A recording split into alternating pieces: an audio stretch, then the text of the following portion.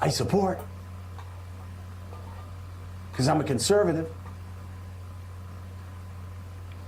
You don't feel that way, and you don't have those same concerns for the others. And it's just the damnedest thing.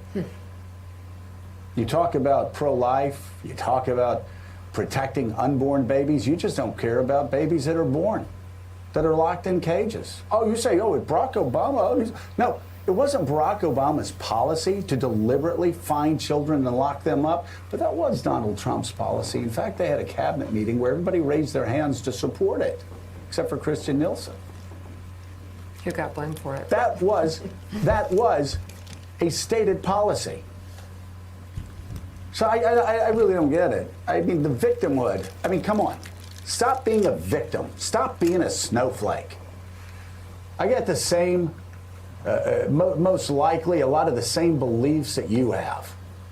But those similarities stop when I think that the protection of my faith, of my evangelical faith, should only be applied to me and not applied to Catholics, not applied to Jews, not applied to Muslims, not applied to the others. Mm-hmm. The blinders. I got to say, after all these years, the blinders are just extraordinary. I do want to say one other thing, too. I mean, again, there are people, and now I'm going to upset maybe some people on the left. There are people who are acting like it's the end of the world because we may have divided government.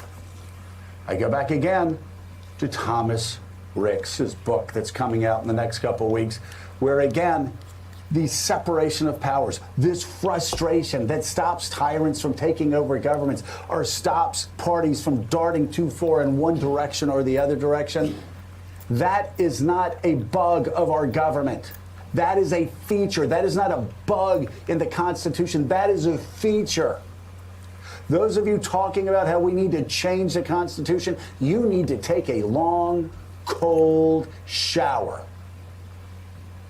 Because checks and balances, that's what this government's about. And that's what scared me so much over the past 4 years of the Trump presidency. And by the way, the world's not coming to the end, okay? Yeah, I don't understand why people voted for Donald Trump. I don't. I don't understand why my family voted for Donald Trump. I don't understand why my best friends voted for Donald Trump. I don't understand why everybody in my neighborhood voted for Donald Trump. I don't understand why everybody that I know voted for Donald Trump.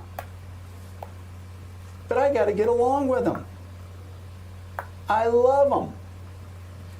I'm not going to throw away 57 years of friendships over one election. We got to stop thinking that it's the end, everything's the end of the world. Bill Clinton was the end of the world. George W. Bush, the end of the world. Barack Obama, the end of the world. Donald Trump, the end of the world. Joe Biden, it's going to be the end of the world. You're in good company. As Rick said in his book, George Washington died believing that the republic he built was doomed. Thomas Jefferson died believing the Declaration of Independence that helped launch the United States of America was doomed. They died pessimists, believing their government and their nation was moving in the wrong direction. We're still here. And we'll survive 4 years or 8 years of Donald Trump. We'll survive 4 years or 8 years of Joe Biden. It's time for us to take a deep breath and just move forward with our lives and stop obsessing so much over politics. Now, let's continue with our 3-hour show on politics. Thanks for checking out MSNBC on YouTube, and make sure you subscribe to stay up to date on the day.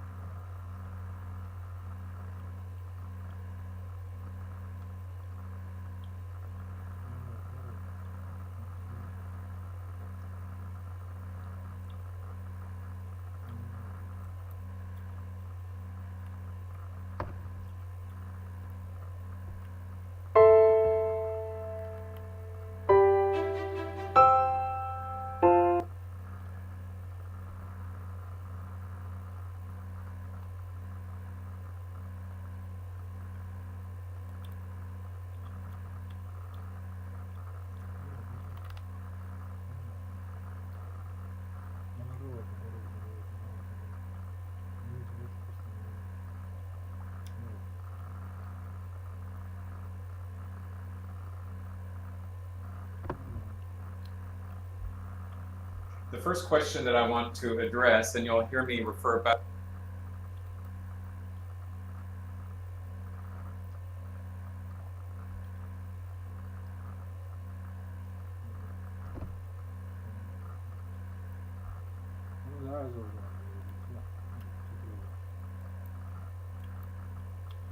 Let's get to Jim Sciutto at the voting desk. He has the latest on the lawsuits being filed by the Trump campaign in multiple battleground states. Jim. Well, John, I don't have to tell you this, and of course viewers will be familiar. The Trump campaign filed a lot of lawsuits before this election, primarily dealing with voter access.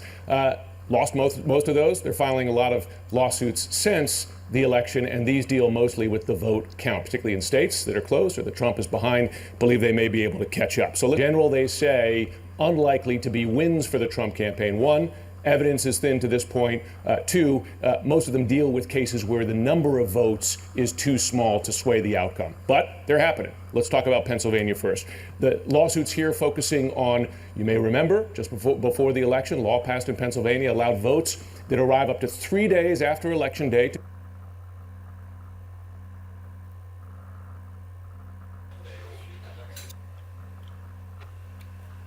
I only had 7.5 hours of sleep, so I'm a little bit angsty. A little bit. I need to go practice, like now, because I can feel the buildup of nerves.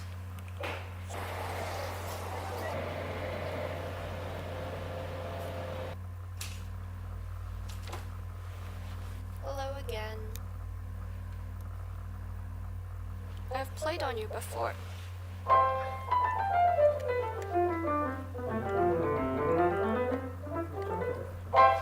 It is 8:42.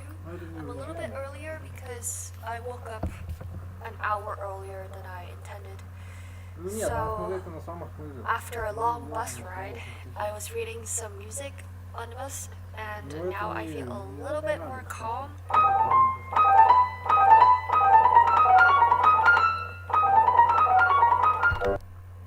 On the bus, and now I feel a little bit more calm.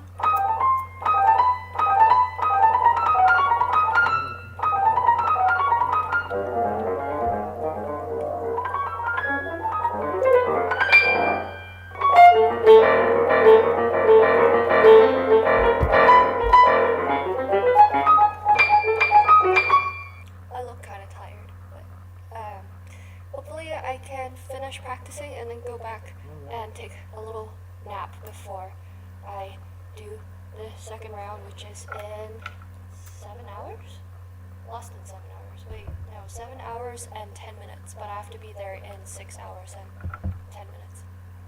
So for my second round, it's Beethoven Sonata Opus 22, Debussy Estampe, and Carter's Catenaires. I don't know how I'm gonna be, if I'm going to be as calm and nonchalant for the most part. Nonchalant in the sense that, and nonchalant for the most part. Nonchalant in the sense that, like, nonchalant about external stuff and facts.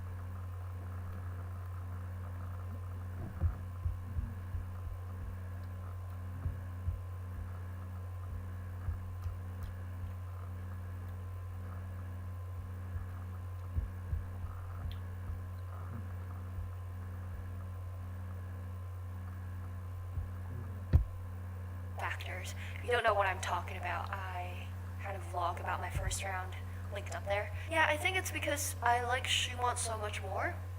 I think on a scale of 1 to 10, I think I would say Schumann is 11.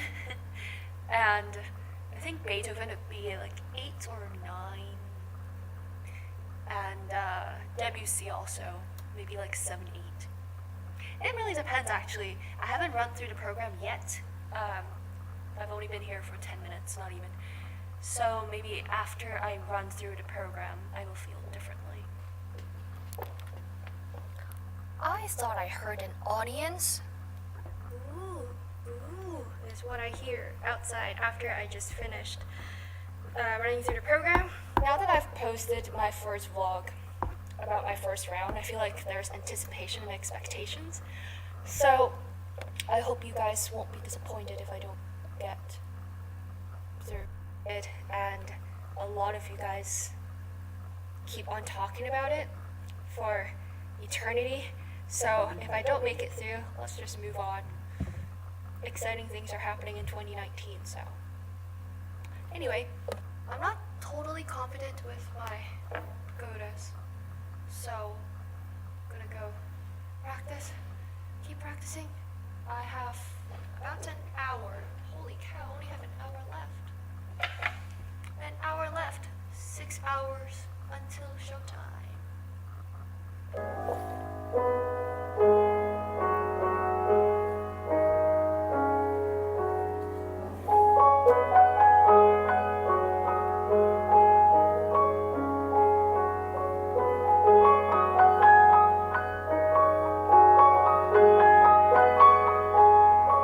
I also wanted to challenge myself, so I picked a stop. It doesn't sound bad. I think I just need to believe in myself somehow.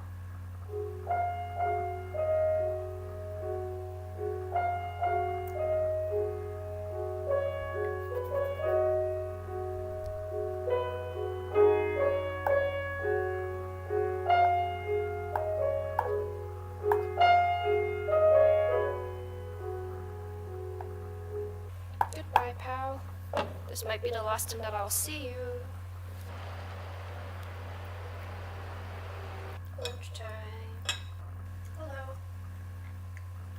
It is about an hour and a half until showtime. I took a nap. I think I'm awake. This is a little small piece of fuel in case I get hungry, because I'll be playing during like tea time at 4, so yeah. Alright, I'm gonna finish this and go warm up, and I'll talk to you then.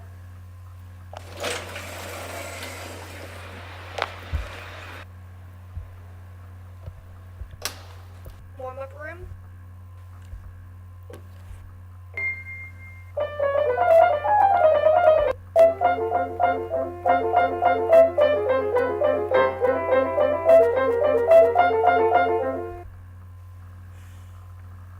I hope it's not an omen.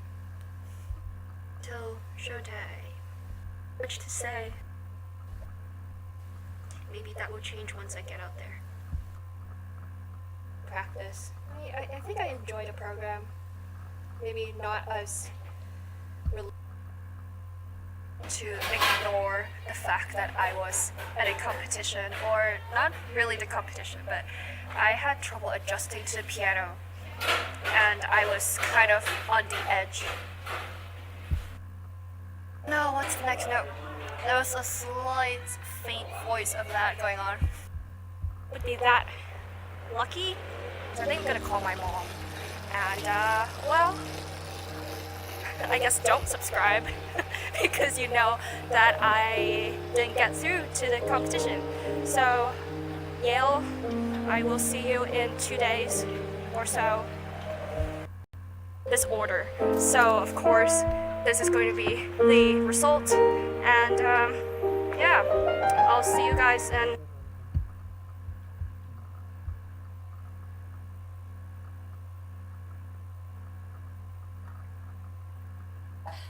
James, you know the trickle-down effect. When one county goes one way, what are you keeping an eye on as far as where this presidential race could go? We're sitting here just waiting for the numbers. Right. Read them for us. Well, right. Pennsylvania's going to be fine. Biden's going to win more than 100,000 votes. I'm keeping my eye on Georgia right now because I think they're going to have a county in by noon. And it's going to, the betting market seems to be very optimistic about it. So I'm going to be watching that closely. Arizona's done. Nevada's done. You know, this is, at the end of the day, this is not going to be a particularly close election. Biden will win the popular vote by more than Bush did in 2004, Obama in 2012. He will probably, not certainly, but probably end up with 307 electoral votes. I think Bush had 286 in 2012. And the popular vote is just going to keep going up. It's just going to keep going up. So I know it's been nerve-wracking for a lot of people, but it's not that close. It really isn't. I mean, Joe Biden is going to be the next president of the United States. It's that simple. And I think Governor Ridge makes a good point. These people counting these ballots are heroic, man. They're working hard. That's not an easy job. Well, we haven't officially called any of those states. How are you so sure? When you say Arizona, Nevada, Pennsylvania, Georgia, done. How do you know that? What are you seeing? Well, I probably talk to 50 people a day. Every 15 minutes, I get what's outstanding in Georgia, what county is it from.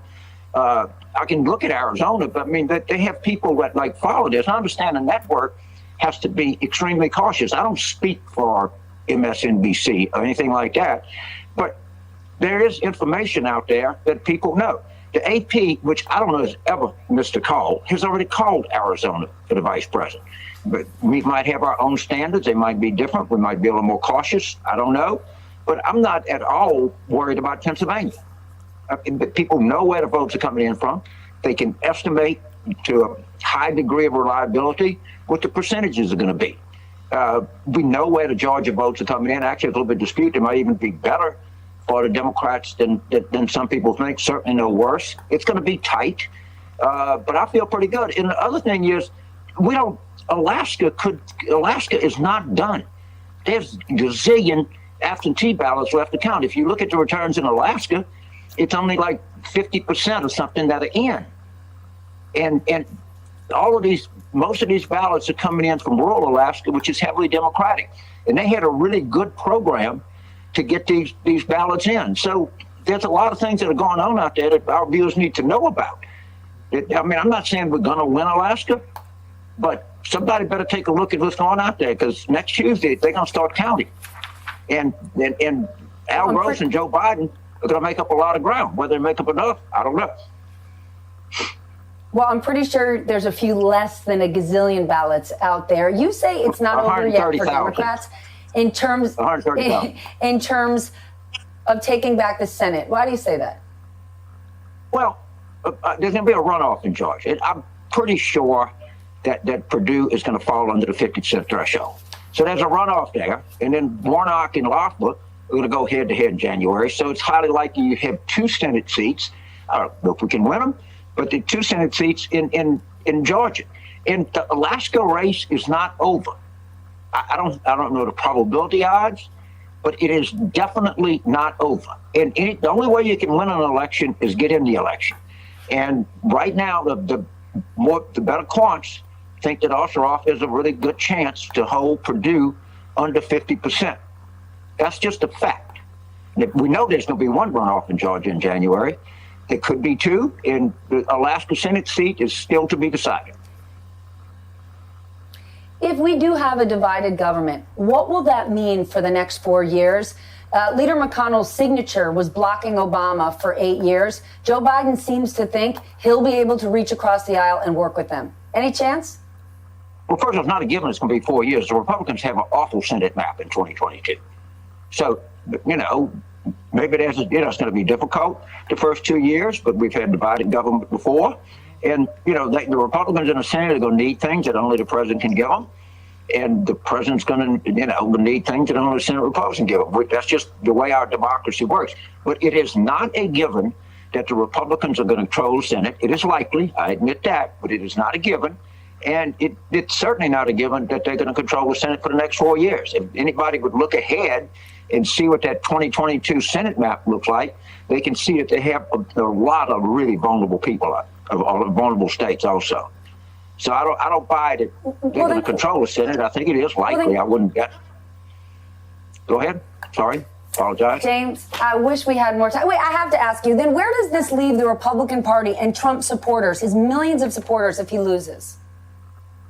We have to see that when Trump is beaten, okay, he is going to look different when the inevitable comes. He couldn't win, all right? He got beat. He is going to suffer from a 4 to a 5-point loss in the Electoral College. They go to David Wasserman's spreadsheet. They counted in 2016, I think, to the early December. And there's ballots coming in, and the ballots that are coming in are going to overwhelmingly favor the Democrats. This election is not going to be particularly close. People need to know that. Trump is going to get beat. Hey there, I'm Chris Hayes from MSNBC. Thanks for watching MSNBC on YouTube. If you want to keep up to date with the videos we're putting out, you can click subscribe just below me or click.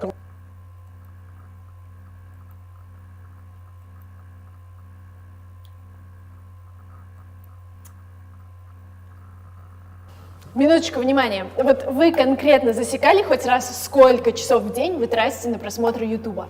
А теперь представьте, что просмотр Ютуба – это ваша ежедневная работа. Вы спросите, а где здесь деньги? Сейчас расскажу.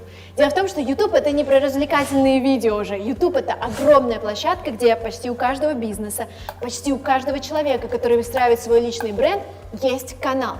Но большая часть этих людей, во-первых, не знает, как все эти алгоритмы работают, как сделать так, чтобы видео росло быстрее, а во-вторых, у них просто нету времени сидеть и в этом во всем разбираться, потому что они растят компании, они растят бизнесы, параллельно творят видео, и им нужен человек, менеджер YouTube-канала. И это как раз возможность для вас. Менеджер YouTube-канала знает, как работает алгоритм, знает, какие темы сейчас заходят, умеет делать базовый монтаж, умеет продвигать видео. Замечательно, поразительно. И этой профессии сейчас не учат в университете. И я вас приглашаю на свой бесплатный вебинар «Менеджер YouTube-канала», где я расскажу, какими навыками обладают специалисты, которые зарабатывают 50-100 тысяч рублей в месяц на том, что помогают другим ютуберам и компаниям растить свои каналы. При этом вам не придется самим снимать видео, быть напротив камеры, потому что я знаю, что для многих это большой страх, и вы хотите быть за кадром, но при этом участвовать в ютубной жизни. Что нужно делать? Какими навыками обладать? Как начать? Расскажу уже завтра на своем бесплатном мастер-классе. Ссылка внизу. Занимай свое место. Всем зарегистрируешься, будет еще 2 полезных подарка. А да, совсем забыла, если вы спросите, Марина такая, у тебя-то менеджер есть, у тебя 3 канала. Естественно, у меня есть менеджер. Моя менеджер зарабатывает примерно 150 тысяч рублей в месяц, помогая мне вести 3 канала на Ютубе и ТикТок. Жду вас на моем мастер-классе. Ссылка вот здесь. The race continues to tighten. 3 crucial states, Georgia, Pennsylvania, Arizona. Let's take a look, I guess, well, wherever you want to go, but I'm interested in Arizona to see how things are tightening. All right, we'll look out in Arizona first. I think we're waiting here because it's the West Coast, where I think we're going to wait more for the count. But you see Joe Biden at 68,390 votes ahead. You can look at that if you haven't been with us for the last few days and say, okay, that's a pretty healthy lead. If you've been with us for the last few days, that's a shrinking lead. And we can go back and play that out for you here. Let me just pull this up for you and bring this out. When you go back and play it out, it's pretty interesting, right? Let's bring up Arizona and let's go back. This is Wednesday, 12 a.m. You see Biden has a 207,000 vote lead. You move it forward now to 1 a.m. It's 185,000. At 3 a.m., it's 2 a.m., excuse me, it's down to 155,000. And then as they counted votes throughout the day yesterday, 130, 93, down to 97, and then you come out to real time now, down to 68. So if you're in the Biden campaign, they keep saying they're confident they're going to win this, but the trend line there is going in the other direction. So then you come over here to Georgia, where you just showed the pictures of the live counting of the vote. It's just the flip side here. The president had a huge lead midnight on election night. As Tuesday gave way to Wednesday, the president had a huge lead way up there, and now it's down to 18,000 votes. We were talking a bit earlier about this. 60,000 votes left. Joe Biden needs to win about 2/3 of the remaining votes. He needs to win about 2/3, 65, 66%, depending on the exact number out there. They say roughly 60,000. He's 18,146 down. Now, can he do that? If you look at that, you think 2/3, well, he's only getting 49% statewide. That's unreasonable, right? No, it's not. We don't know that Joe Biden can get there, but we know, Anderson, 17,000 of those votes are here in Chatham County. Joe Biden's getting 57%, 58% if you round up in this county, but he's even doing better than that in the mail-in ballots, or he has been. Let's let them count the rest. But 17,000 of the 60,000 are right here. Then you come back to the Atlanta metro area, Fulton County. 11,000, I believe, yes, 11,000 and a couple hundred of those votes are here. You see Joe Biden is getting, he needs 2/3 of the remaining votes. He's getting above 70% here. You move over here to Gwinnett County. Joe Biden's getting 58% total. You have 7,300. 7,000 of the votes are there. So then you move out here. The Secretary of State, the elections officials also talking about if you move further down.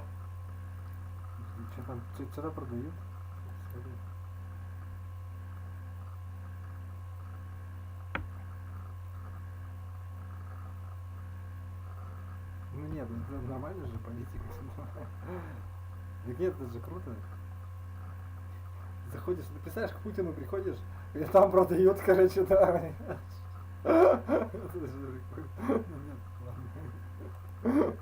Ладно.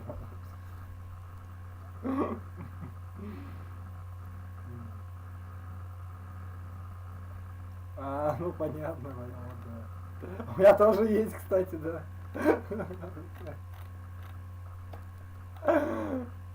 Не, у меня вообще там, да. Кстати, да, точно. У меня только он закончится, этот магазин. Да, не продлёнка там, короче, да. Продление надо было делать просто сегодня, да.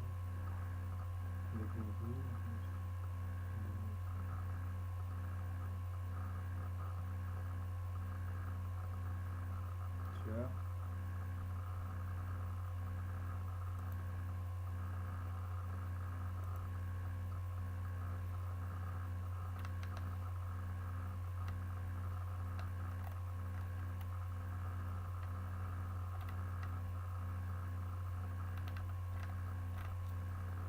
Ой, да, говорит, надо.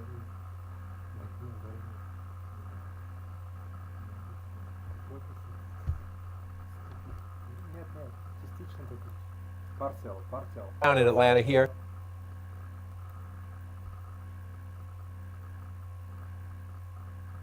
County. 11,000, I believe. Yes, 11,000 and a couple hundred of those votes are here. And you see Joe Biden is getting, he needs 2/3.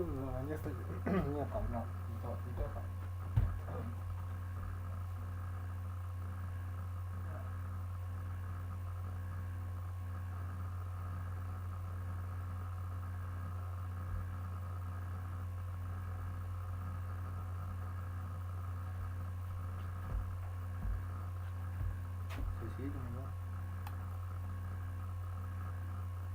Макарошу. Кстати, да.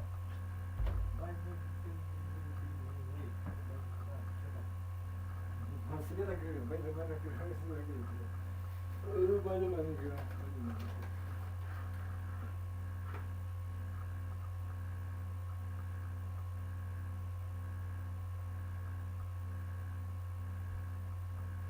то, и другое, понимаешь, макаронусу, чаёнусу.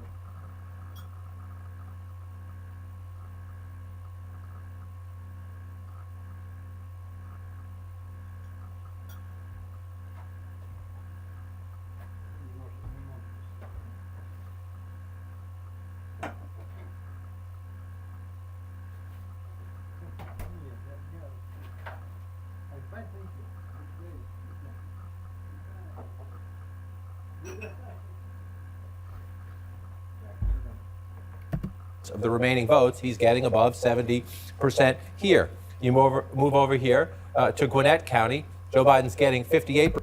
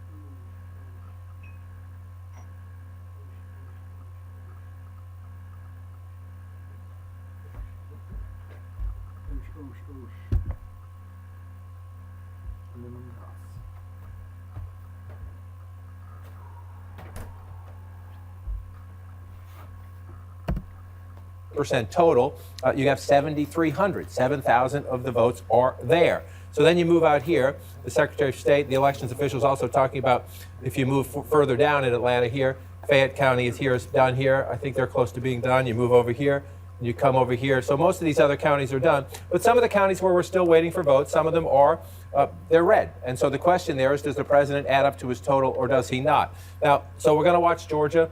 We're watching Pennsylvania. We were starting to have a conversation earlier. Again, 135,000, 600,000 still out, well within reach for Joe Biden because we know, Anderson, as I walk over here, that Joe Biden has been winning disproportionately, in some cases, 70% or more of those mail-in ballots. So why does this matter? Because this could be the decisive day in this long count.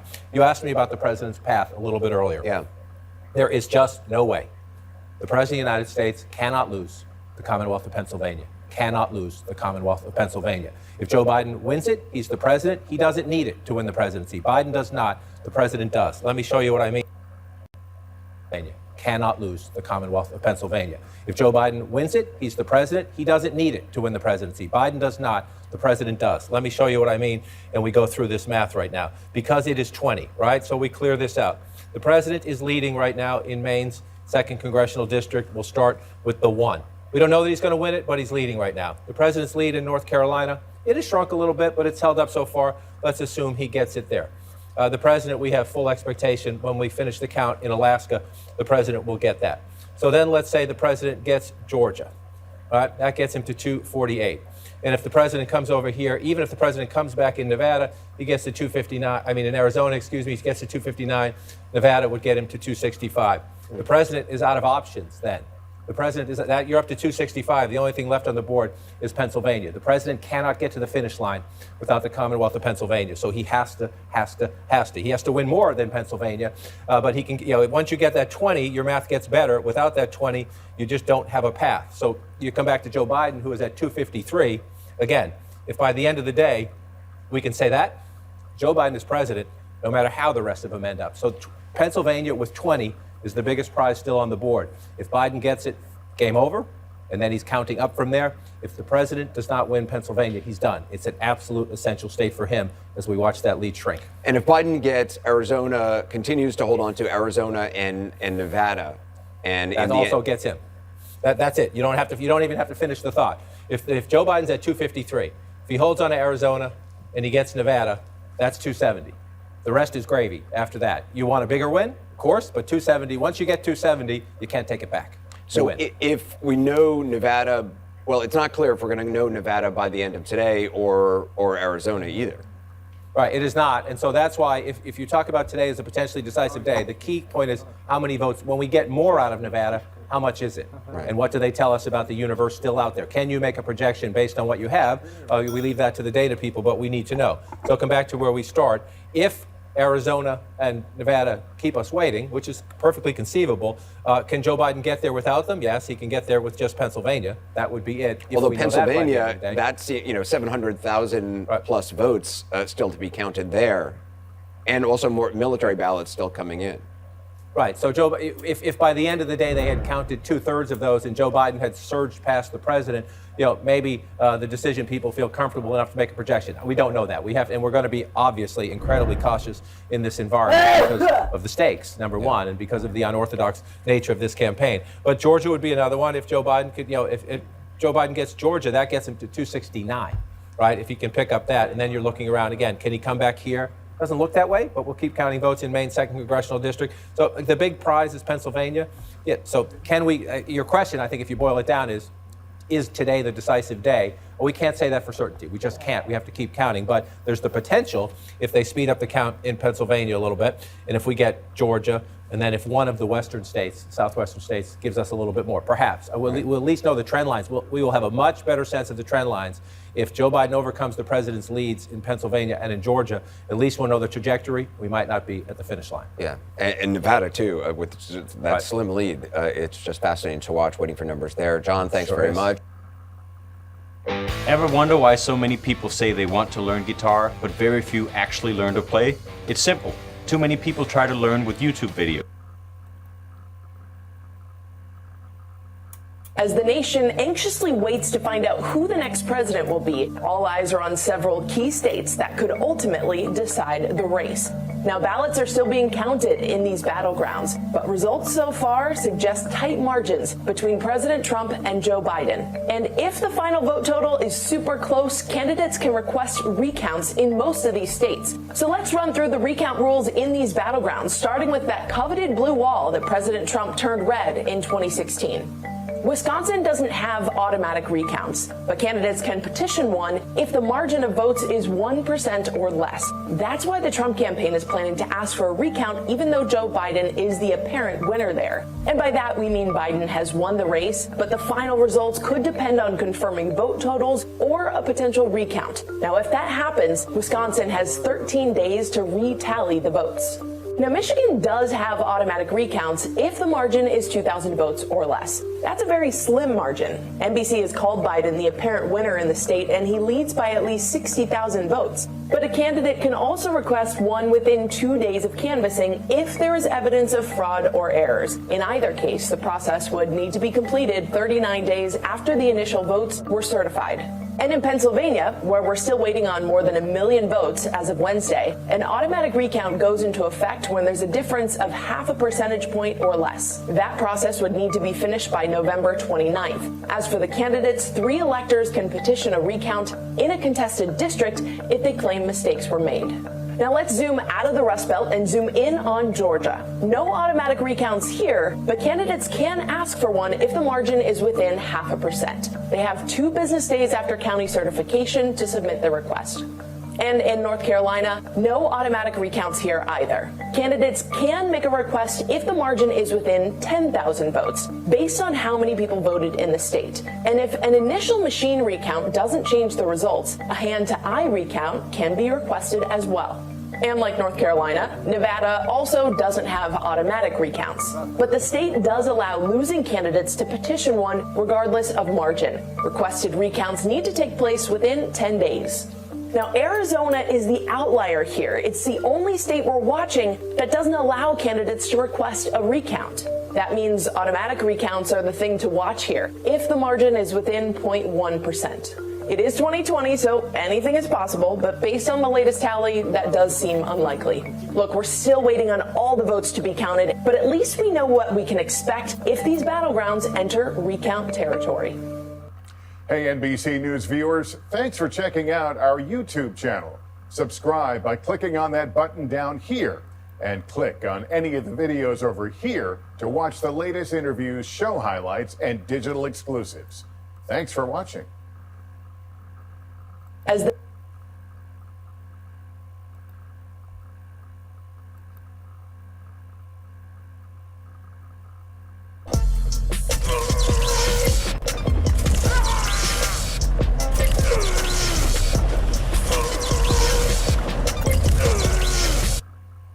Let's take a look. You mentioned Pennsylvania. Let's take a look inside there because I think throughout the afternoon we're going to continue to get reports here. Trump's lead statewide in Pennsylvania is still 115,000 votes. But what I'm going to do here is show you where the outstanding vote is in Pennsylvania right now. And basically, the bigger the bubble you see, the more votes that there are still outstanding. And you see by far the biggest one right here.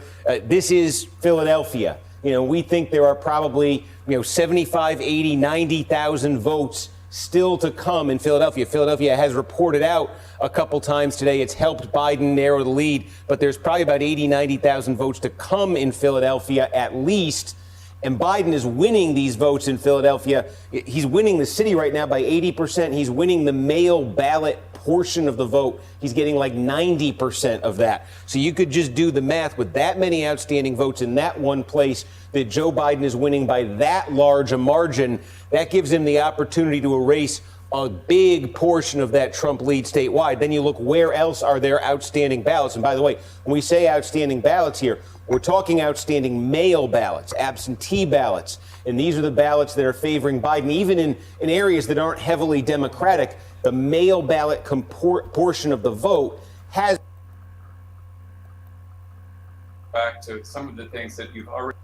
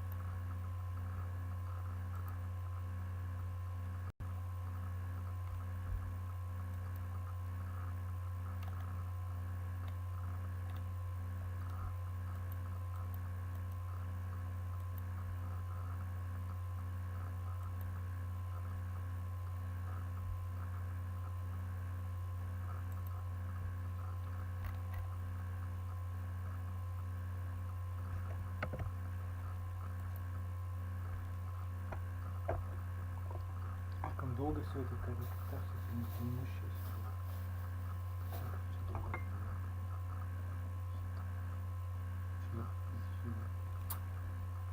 Ну все, 11 часов уже. Ой, 12 часов.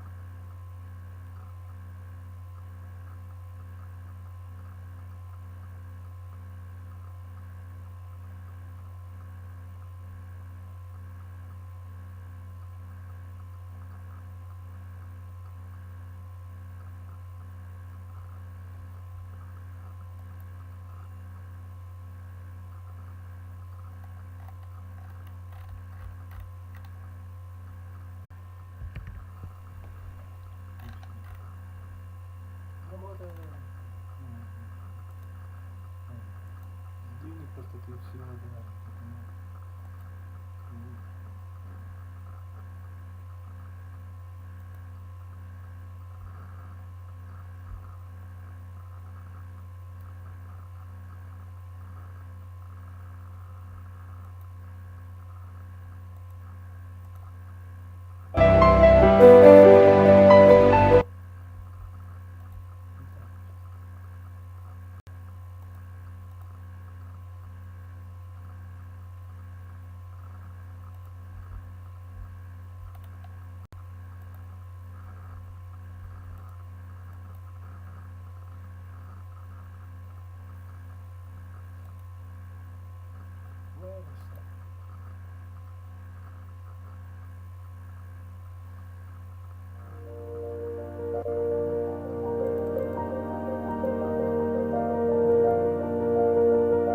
Hi, my name is Sagi Haviv, and I'm a partner and designer at GUBAEVGENIYMAR Haviv in New York City. Let's take a look. You mentioned Pennsylvania. Let's take a look inside. Portion of the vote has been favoring Biden. And you can see right outside Philadelphia, if you look, there's a bubble within the bubble here. That's Delaware County, right outside Philadelphia, and that's another big. You've already heard tonight. The first question that I want to address is one, they've got mail vote to come. Bucks County, this other circle right here, they've got mail vote to come. Also Allentown, Lehigh County, they've got mail-in vote to come.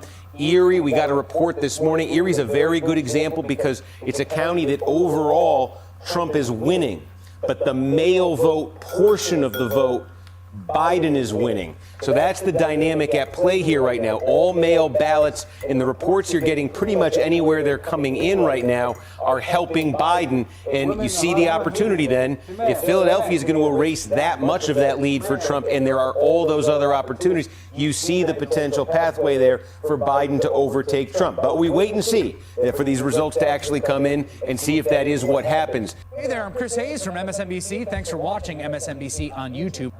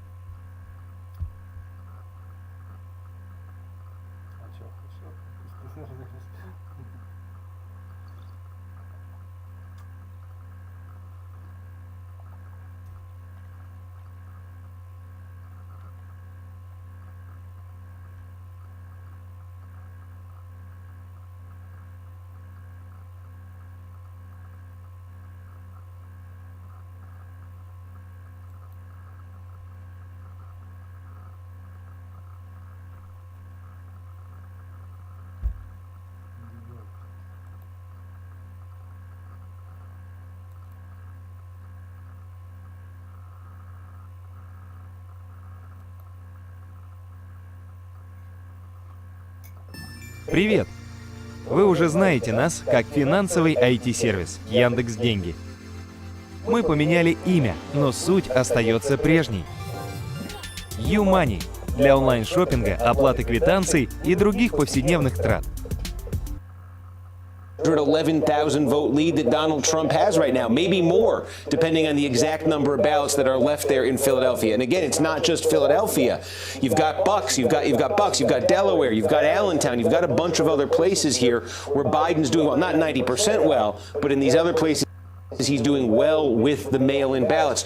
So the opportunity certainly exists here when you look at the political geography here. The opportunity certainly exists for Biden to overtake Trump, but we got to watch it play, see exactly how many votes there are left in Philadelphia. That's a variable, and see if Biden continues to do exactly as well as he has been doing when it comes to these mail ballots in the other places. If he continues to do so, he certainly can catch President Trump and win Pennsylvania. And as you say, a win in Pennsylvania for Joe Biden is 20 electoral votes. You get 20 electoral votes and you add them to 253, he's over 270. Let me ask you one quick question. I know you got to run around because you've been running all over 30 Rock for the last 3 days, so I know you have to keep going. We heard from the Clark County Registrar of Voters today, Joe Gloria, that they've got 51,000 ballots to be counted today. Those should be reported by tomorrow at 10 a.m. They are accepting ballots through Tuesday, and Thursday, next Thursday, a week from today, is the last day to put them into the system. Can you help the rest of us who are sitting at our computers going refresh, refresh, refresh, refresh, refresh, waiting on this information, not make ourselves crazy waiting for these votes? Like, it is your job to go refresh, refresh, refresh. But I think part of what is starting to emerge are these moments where we need to just kind of wait. North Carolina is not going to report until the end of next week. We're going to have tranches of votes that come in. Like, can you just give us a sanity saver of what we should be looking for so we can stop burning up the keys on our Yeah, I was going to say the wash pot never boils. I guess that's that's the one I think of when you're waiting for these election results. I mean, the reality is this: in a state like Nevada, right now, Joe Biden leads by 11,000 votes. We did get an update from Clark County earlier today. They released about 15,000 votes. Joe Biden led Trump 2-1 in those 15,000 that were released. And then these rural counties, they're big sort of land area, but they're very low population, but they released most of their outstanding vote. Also, Washoe County, where Reno is, they released just about all their remaining vote. So all the action, this is always true, all the action in Nevada is in Vegas. All the action right now when it comes to counting these ballots is in Clark County, and there are tens of thousands of votes still to be counted in Clark County. They've indicated to us, the officials there, we're talking about mail ballots.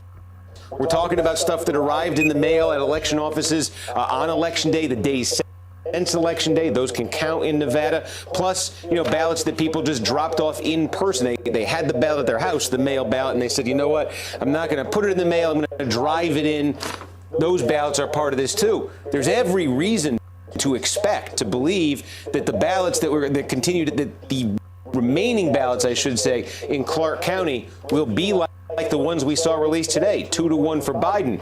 But it sounds like it's going to take them time to release those numbers. So once they release those ballots, we'll see pretty quickly, is Biden still winning them 2-1? If he is, he's won the state. That's it.